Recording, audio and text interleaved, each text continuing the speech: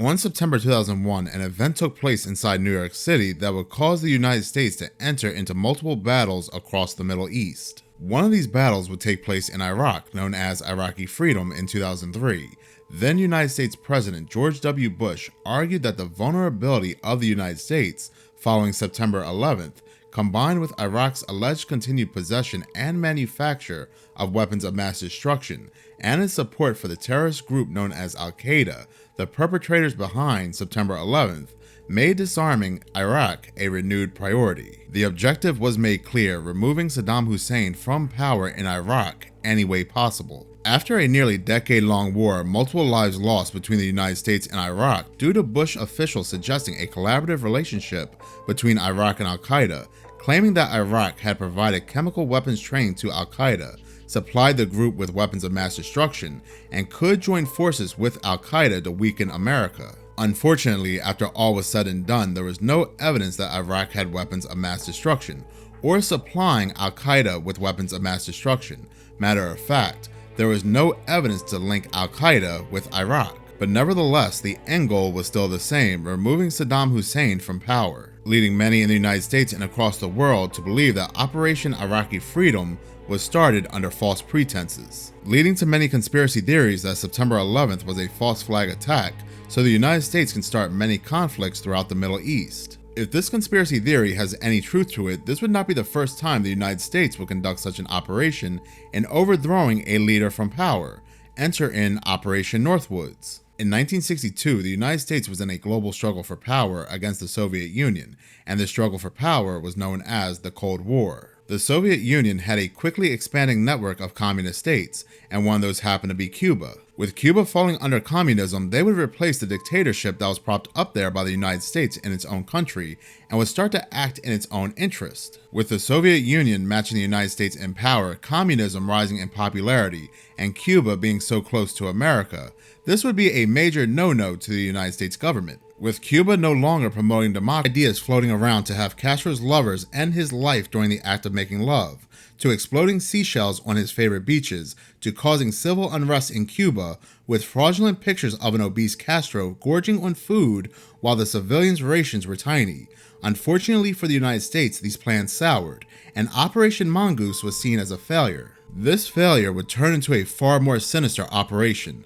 The United States was done playing games. They needed the support to now fully justify a full-scale invasion on communist Cuba, and this motivation would give birth to Operation Northwoods. Operation Northwoods was a proposed false flag operation that originated within the United States Department of Defense of the United States government in 1962. This proposal called for CIA operatives to both stage and commit acts of terror not only against the United States military, but also civilian targets as well, blaming them on the Cuban government and to fully justify an invasion against Cuba. There were many possibilities listed in the declassified Operation Northwoods document, which included the remote control of a civilian aircraft, which would be secretly repainted as a United States Air Force plane, which would turn out to be hijacked, a fabricated shoot-down of a United States Air Force fighter aircraft off the coast of Cuba, the possible assassination of Cuban immigrants, sinking boats of Cuban refugees on the high seas, blowing up a United States ship, and orchestrating terror in the United States. That's right, the United States government wanted to commit acts of terror against United States civilians and blame it on Cuba. There was even ideas to take hijacked planes and crash them into United States buildings, causing massive loss of life. These proposals made their way to then President John F. Kennedy's desk, which he flat out rejected. Several other proposals were included within Operation Northwoods. The operation recommended developing a communist Cuban terror campaign in the Miami area, in other Florida cities, and even in Washington, which involved the bombing of civilian targets, which was to be blamed on the Cuban government to paint a false image of Fidel Castro and misinform the American public. This operation was very popular within the United States government. It was drafted by the Joint Chiefs of Staff, signed by Chairman Lyman Lemnitzer, and sent to the Department of Defense. The only problem and the only thing standing in this operation's way was President John F. Kennedy. Following the presentation of Operation Northwoods, Kennedy instantly removed Lemnitzer as chairman of the Joint Chiefs of Staff, although he became Supreme Allied Commander of NATO in January of 1963. United States military leaders began to perceive Kennedy as going soft on Cuba, and the president became increasingly unpopular with the military. A rift had already developed during Kennedy's disagreements with the service chiefs over the Cuban Missile Crisis in October 1962, and flared up again with his June 10, 1963 announcement of the United States Test Ban Treaty. Physical documentation on Operation Northwoods became declassified through the John F. Kennedy Assassination Records Collection Act of 1992.